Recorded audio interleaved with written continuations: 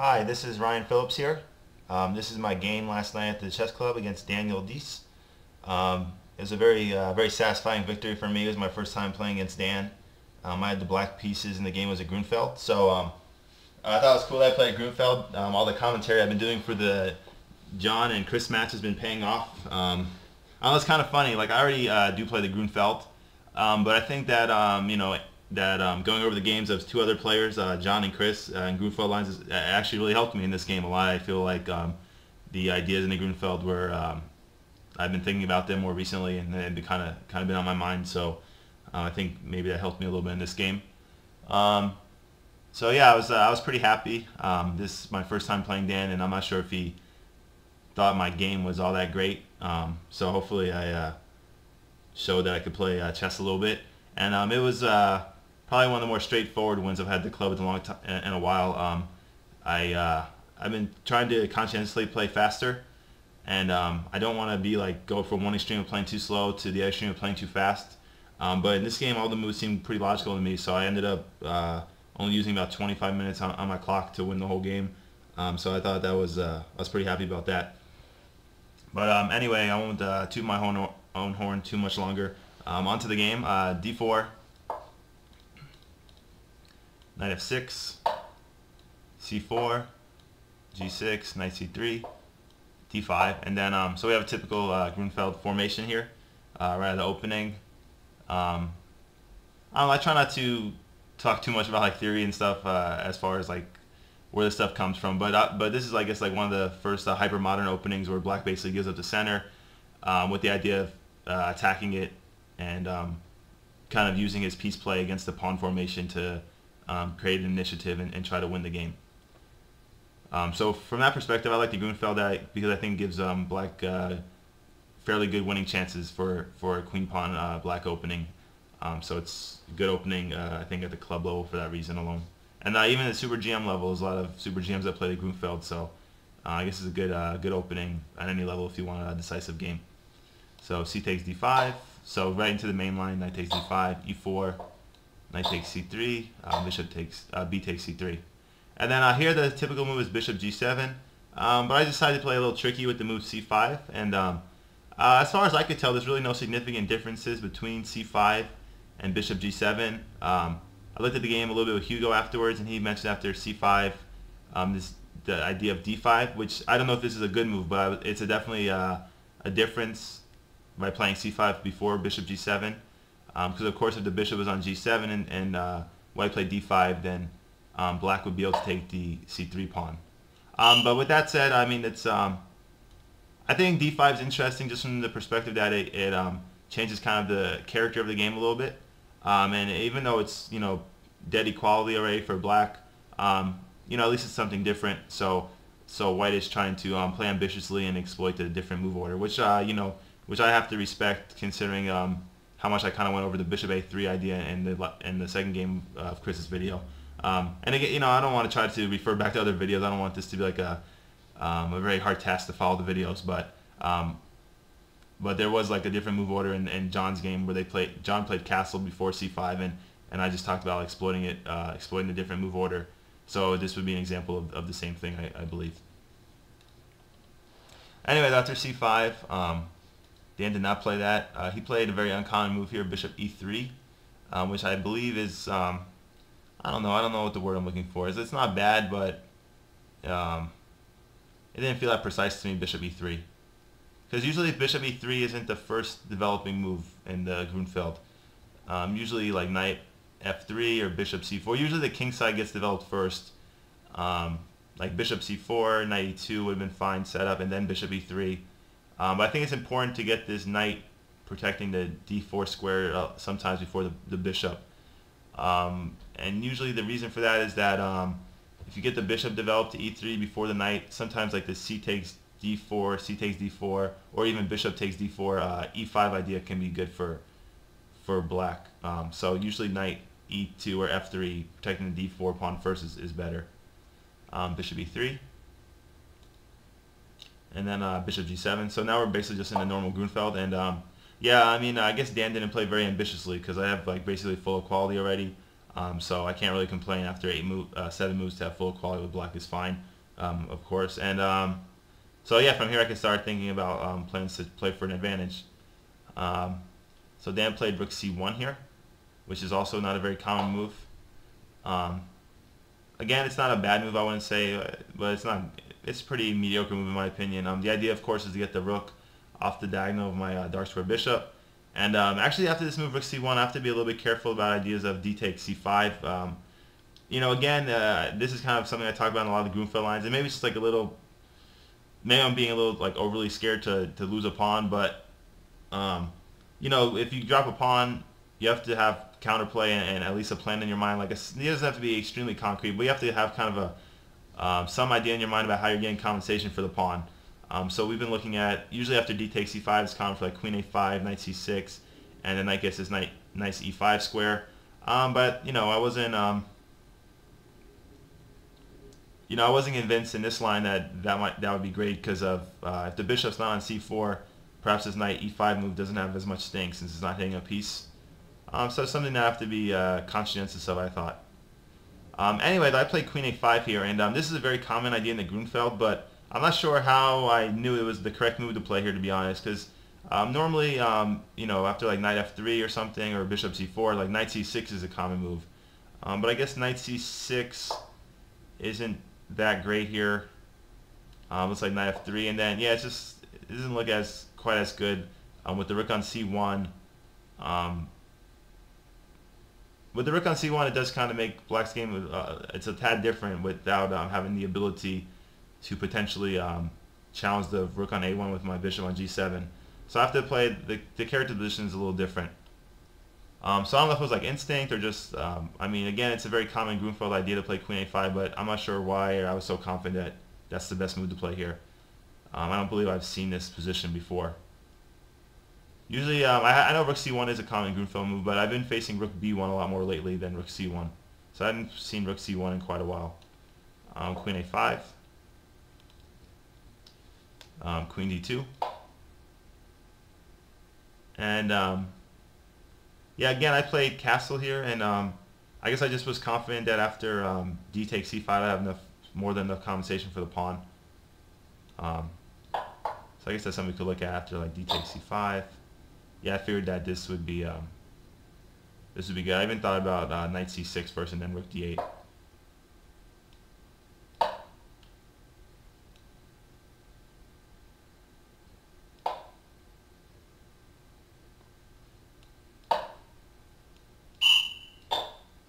And then the computer gives me a solid advantage here.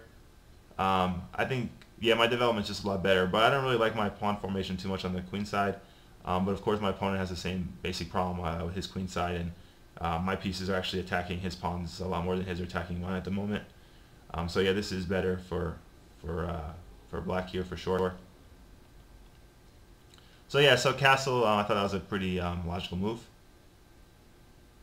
And then Dan played knight f3 here, which made sense. I wonder if bishop c4 if it's too late to play this move.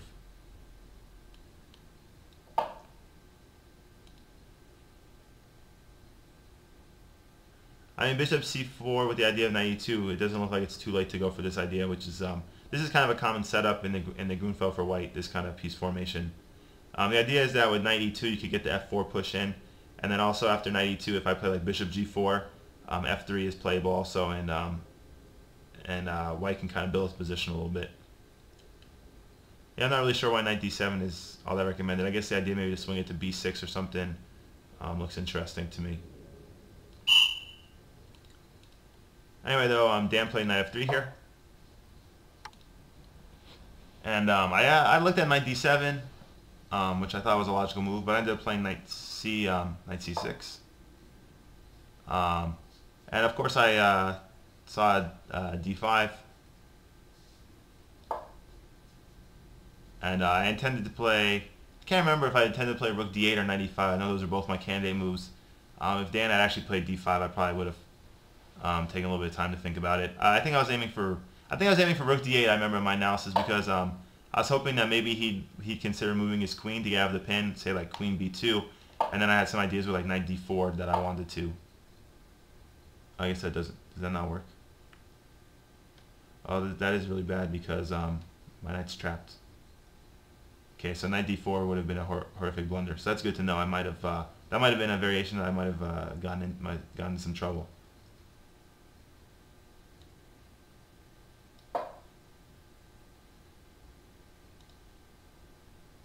Actually, let's overwrite that move. And I was worried about some moves, even like f4. I thought maybe I don't know. I mean, computers always evaluate these. Not always is obviously a too strong a word, but computers they seem to rate these kind of positions as even.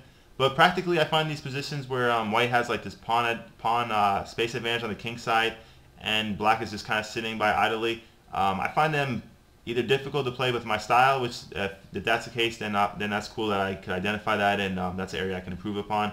Or if I just think practically they just feel harder for the black side to play.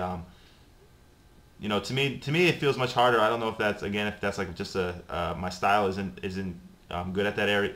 I don't play well those positions yet, or if it just if it would be tough for any player practically. Because the computer always evaluates the stuff as pretty even, but I think the space advantage on the king side always feels pretty threatening to me. So yeah, after knight c6, I did allow the possibility of d5. So perhaps knight c6 wasn't so accurate, but after playing knight c6, I of course considered d5 as a response, and I thought after rook d8 or knight e5, I was okay still inside, pretty good position.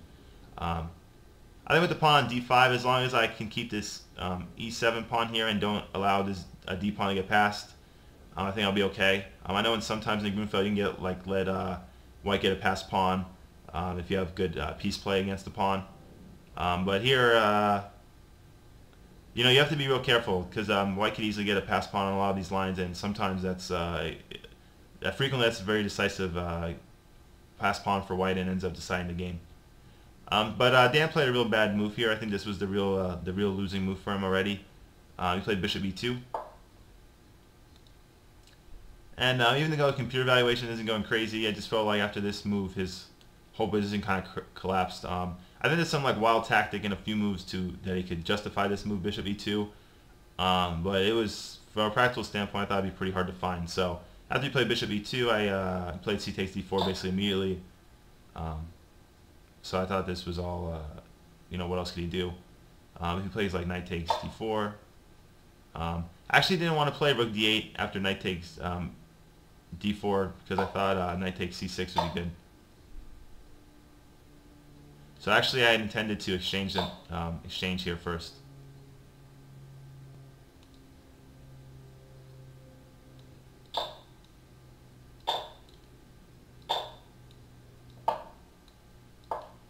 And then, yeah, this does look pretty Josh. I think I had a game against my buddy Josh in this line.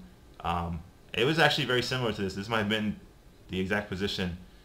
I think we played a blindfold game. I think I think we should stop making moves at some point in the end game. It got really complicated, and I don't know.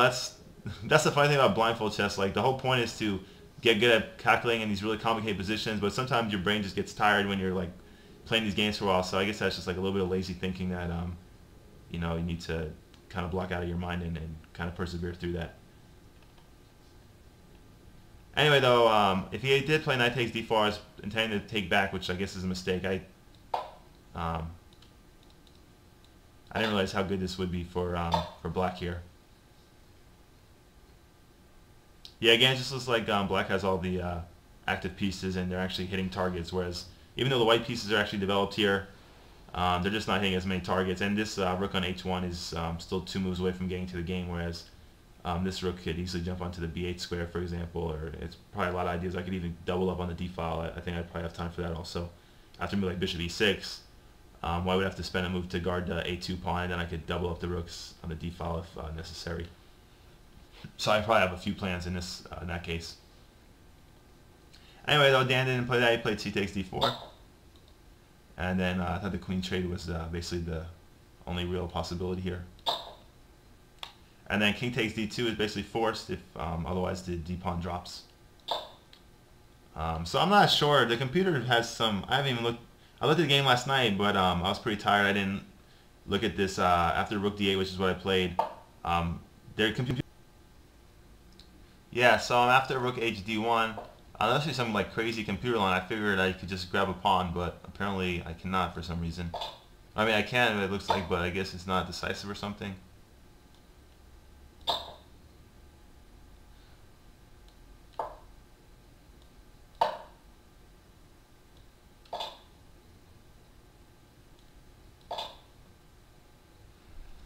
Yeah, and somehow this pawn makes absolutely no difference, looks like, in this line. So this is interesting. I guess, I don't know. I don't want to retract my statement that bishop e2 I thought was probably the losing move. I guess objectively it's not, but I guess Dan would have to see all this prior to playing bishop e2. So I think maybe, I don't know. I don't know exactly the best way to describe it. I say maybe objectively bishop e2 wasn't a losing move, but I think from a practical standpoint, this would be difficult for him to find. So I technically probably this next move that White played is the actual losing move instead of rook hd1. It was still bishop e2 was still a bad decision in my opinion because it made all of White's moves pretty hard to find, I thought. So Dan played d5 here, which I can't really blame him. And I guess d5 it would be technically the losing move then, I guess. So he's just going to lose the pawn in broad daylight. You can't ever hang on to this pawn. So I played e6. And then I was considering that I was a little worried about d6. Not like worried that would be tough for me, but I thought this might be the best way to free his pieces. Maybe just take and then king c2 and run the corner king to b1. And it's still not easy. The bishop on c8 is kind of blocked in with my pawn on e6, so it's not easy for me to finish off the game. So that's chess is tough. There's always your opponent always has resources. If you play against people who make your life difficult, which my opponent didn't really do in this game, it's tough to get a win. Anyway, so my opponent played bishop c4. I was really more worried about some ideas, maybe like rook c5 or something. I intended to play bishop f8 and just get the rook off the fifth rank and then just win the pawn. So he played bishop c4.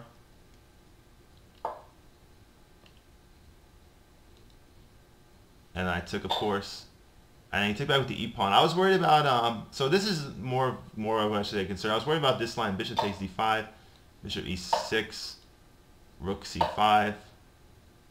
And then I guess the point here was that after bishop f8, which isn't the best move here that it's showing, but after bishop f8, rook b5, the difference is the light square bishop's not guarding the b7 pawn.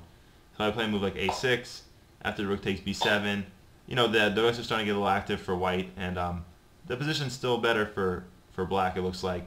But when your opponent's pieces start getting active, anything can kind of happen. Even in a long game, even I consider myself a good player. But once your opponent's pieces start getting a little active, then it's tough. You could easily you can easily let an advantage slip like this when your opponent's pieces get active. Versus if you have an advantage like this and your opponent's pieces are extremely passive, it's a lot easier to grind them out, I believe. So anyway, he took with the e-pawn, and then I just continued my attack. So this game is pretty cool, I thought. I mean, the pin on the d-file was awesome, and I don't have to worry because there's no way to defend this pawn again, and there's no real counter threats my opponent could play. Like if they played bishop g5, I could play f6 or rook d7, which is really the only counter threat my opponent has. So I mean, it's cool visually though. I'm basically pinning my piece, or my pieces are forked, but there's nothing that my opponent can do about it with the nasty pin on the d-file. And I try to always stress king safety. That's something that over the years is more and more valuable to me every year I get older, I guess. And my king on g8 is just obviously so much safer than the white's king on d2.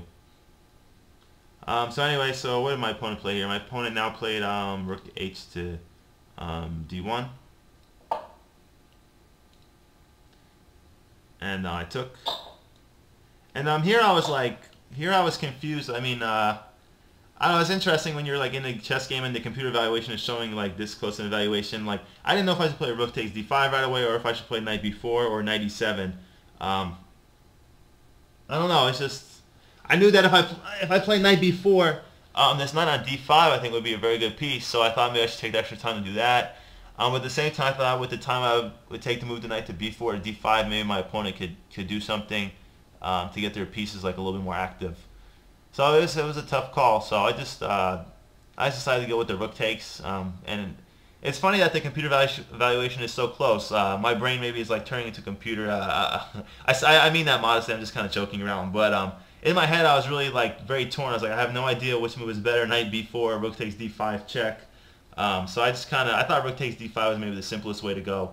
And I thought my position was obviously quite good already, I figured that there would be nothing wrong with taking the simple approach and just kind of playing concretely.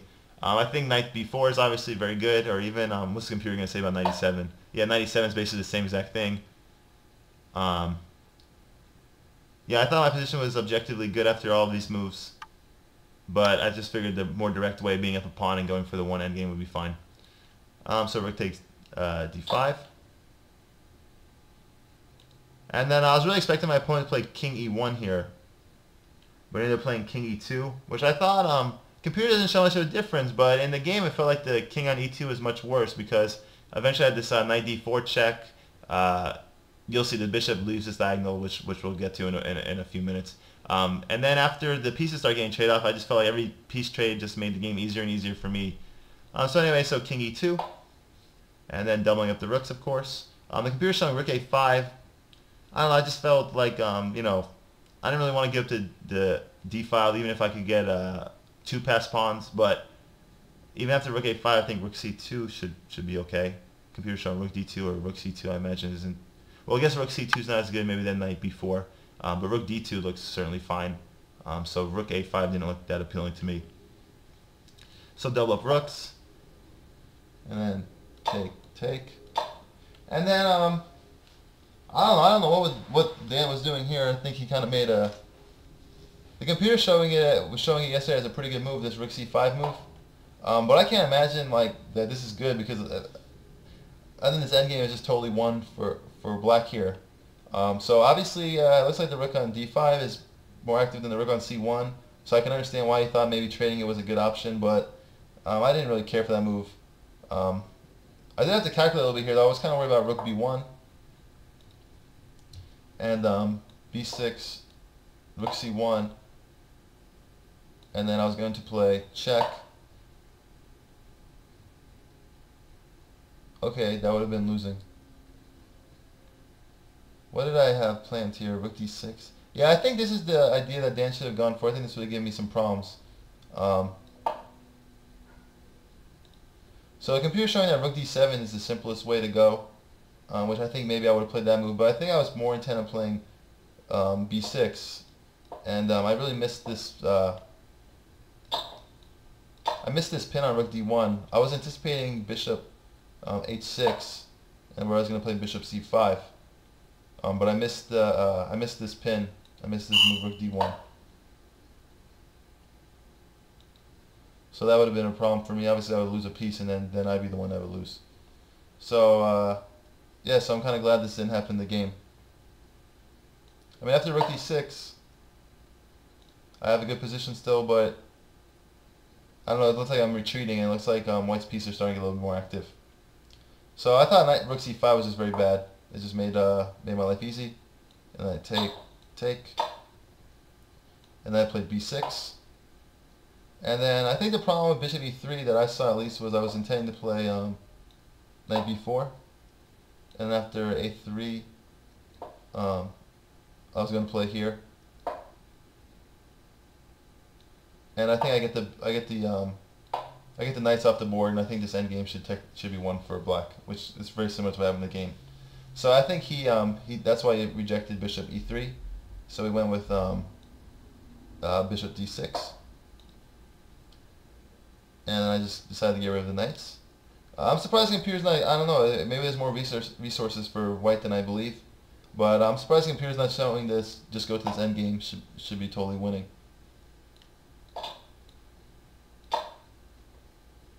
And then he played a bad move here, I thought, with a4. I wasn't really sure what the purpose of this move was, but that was a big mistake. And I played f5 just to get my king into the game. And then he played f4, which again I didn't like this move either. I think he played the endgame really bad, Dan. Why would you put your pawn on a dark square and limit your mobility of your dark square bishop to guard the h2 pawn? I didn't really understand any of this. So he played here, or I played king f7, king d3, and then I'll go over this part a little bit quicker just because the video's starting to get a little long and I think the technical endgame is pretty easy to explain here. So I played bishop g1, then he played h3, which is h3 or h4 is really the only way to defend the pawn. But it looks like after h4, probably just bishop f2 looks good, or even maybe h5, bishop f2. So he played h3, and then I played king e6, and then bishop b8. And then this move I was really proud of because maybe when I was younger I would just play a5 automatically to get this nice kind of like this kind of triangle formation with the bishop and the two pawns all protecting each other. But you know, I don't want to say it's like the greatest move ever, but I feel like it is something that I think I'm improving upon. That I played a6. A6 is just a far superior move. I threatened b5, getting the passed pawn, and you know, it's nothing. It's probably nothing great for a good player to see. But for me, I'm pretty happy I didn't play a5 because I think that's a move I might have played in my younger days. So I played a6, and the nice thing about the a6 b6 pawn formation is I never have to worry about the white king getting in. The a6 and b6 pawns take away all these squares, and as long as the bishop on g1 guards the b6 pawn, I have all the time in the world to move my king around and my pawns on the king side. As long as all my pawns are on the light squares and my opponent's, especially this pawn on f4 on the dark squares, is terrible for white. And a lot of people really praised me after the game for my endgame here, which of course I'm not going to turn down a compliment, but to be honest with you, I thought the endgame was really simple, and maybe I just had like a good beat on this position. But I didn't really think the praise was that well deserved from the standpoint that I thought the endgame was very easy. a6, and then here's where I'm starting to I have to look at my notation. I don't really remember exactly what was played here. There was like a lot of tricky bishop moves here. So bishop a7, king d5, so just centralizing, and then I thought he might play a tricky idea with a5, but I think after king c6, this is just totally lost. The reason is that the king can't really come over and help out. If king plays c4, then bishop b5 check, and then I'm the one that exploits the interesting alignment of the bishops. So if he plays something else, say like king c3, I don't really even know what he could play here. I could play like king b5 if I want, or even king b7 computer showing, which looks a little bit better. But even king b5 I think is pretty much the same idea, and this is just totally winning for me. It's amazing though, my eye does look for like these aggressive moves. King b5, king b7 isn't. It looks like a more passive move because you're retreating, but it's actually the more aggressive move since you're attacking the bishop, and the bishop has nowhere to go but take the pawn. So it guarantees that the bishops get off the board. So that's interesting. Anyway, though, he didn't play king c4 or king c3. He ended up playing, I believe he played the bishop back.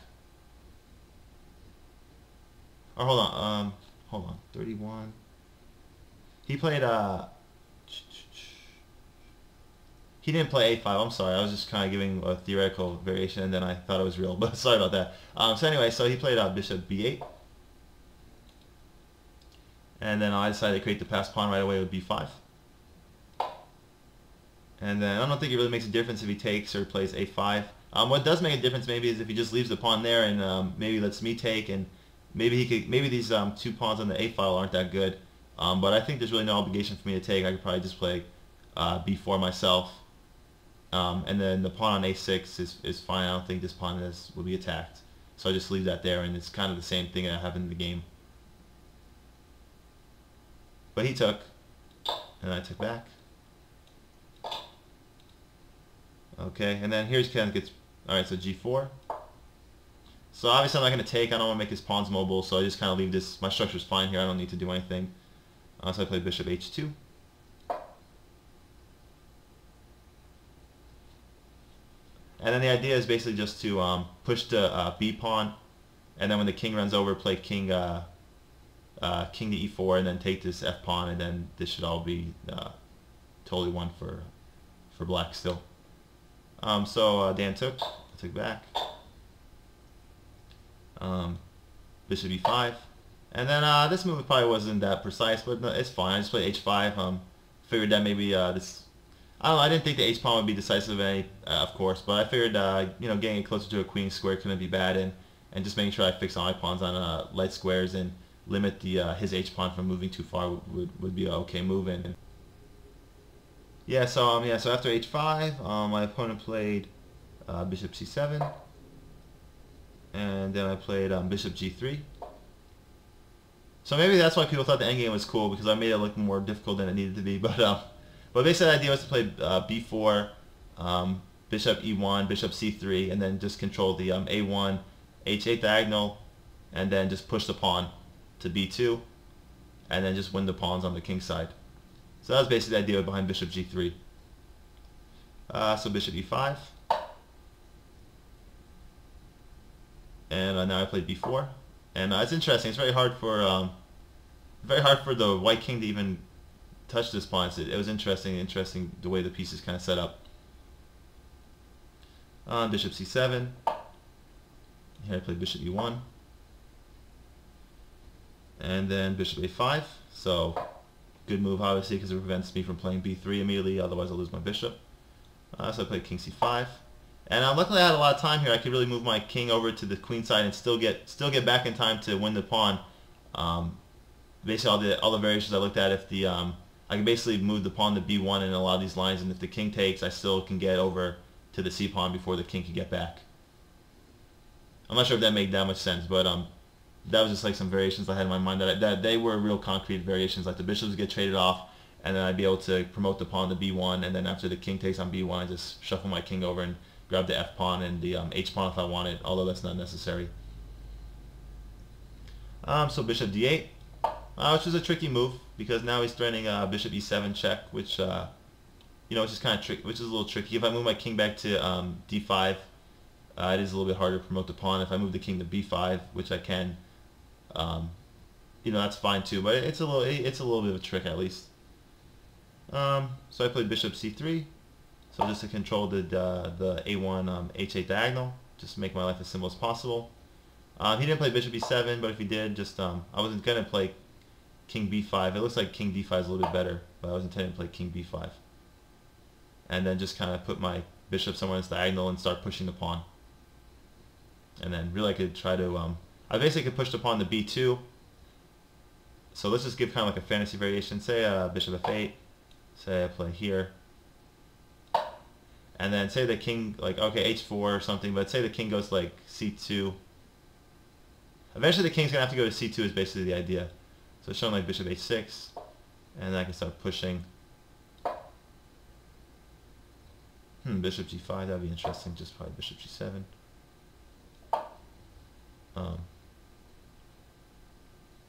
Yeah, so anyway, so at some point the king's gonna have to go to C2, and at that point I just play King C4 and I could pick up this pawn. So say like a move like Bishop A3, I can play King D5, and if take, this is of course winning for black. So those are some kind of the fancy variations that I thought about, and I don't know. I felt like I didn't really feel this way during the game, but afterwards, like, this is kind of cool. Like, I know Kyle Blanc always says, like, in the end game, try to envision putting your pieces where you really want them to be, and then figure out a plan to get them there. And I feel like I kind of did that in this game. So that was pretty cool. So anyway, Bishop D8, Bishop C3.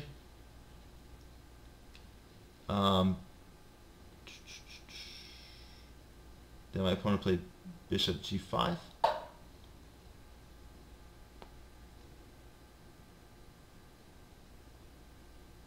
I don't think that cancels. That was not. Sorry, I'm having trouble reading my handwriting. Bishop A5, and then I played Bishop F6. I thought Bishop G7 was maybe slightly more precise, but I thought it was basically the same exact thing. Bishop F6, Bishop C7, and then I can start really pushing the pawn. B3, and then he played Bishop E5. So basically, realizing his position totally lost. Take, and then yeah, again, this is like another part of in the game where my head was confused. I wasn't sure if this B2, B1 was best or King D5. Unless I have a force made in 80 moves, which I of course saw every single move in my head. So they say some grandmaster look 5-7 moves ahead. I looked 80 moves ahead to see this checkmate. But anyway, so yeah, I ended up playing B2, King C2, and then I played B1 Queen. I always say in this program they don't let you do under. They don't give you the option. Like if I want to under promote, I don't know how I do that in this program, which is pretty. That's a pretty big drawback of the program. I don't know how you would under promote if there's some kind of feature. Anyway, but I did promote to a queen. He took, played king d5, and yeah, it would have been nice if he resigned, but he decided not to. So e6, take. I don't know, maybe if I could stalemate or something. I don't know what he was thinking exactly. King c2, king e5, king d2, king f4, king e2, king g3, played h4, and then I can grab the h pawn if I wanted, but I don't really want a stinking pawn.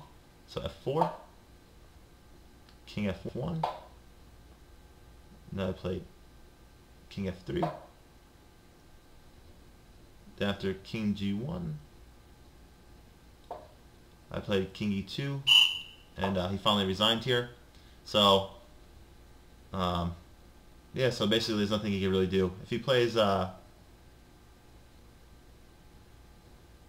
a way to like delete? Yeah, okay, so say he tried something, I mean this is obviously silly, but just to kind of illustrate, he can't even get the h pawn,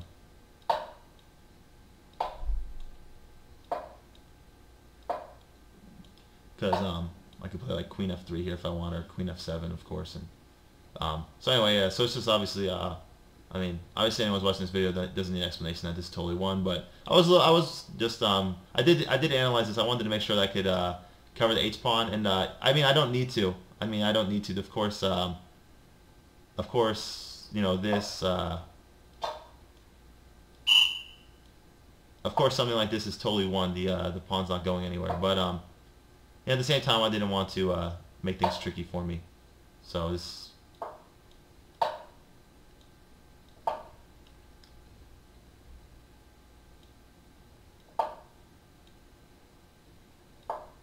so you know, just so I mean, of course, obviously this is still one. This isn't like you know, I thought for a second maybe this could be like one of those rook pawn situations, but obviously that's totally different when the king isn't even near the action and the h pawn's already in the 7th rank. With the h pawn as far back as it was, it's fine. And I feel kind of stupid pointing this variation out, but it was something I was a little concerned about. I just wanted to make sure that I wasn't missing anything in the game. So that's probably like just overly cautious, of course. But anyway, after king e2, he resigned. So yeah, it was a good game. I thought. I mean, I didn't really have any problems. I thought everything went basically the way I wanted to go, and I won the pawn of the opening, and I thought life was pretty easy for me. So anyway, I hope everyone enjoyed the game. I think it was one of the better ones I had at the club in a while. And this is Ryan Phillips signing off. Thanks for watching.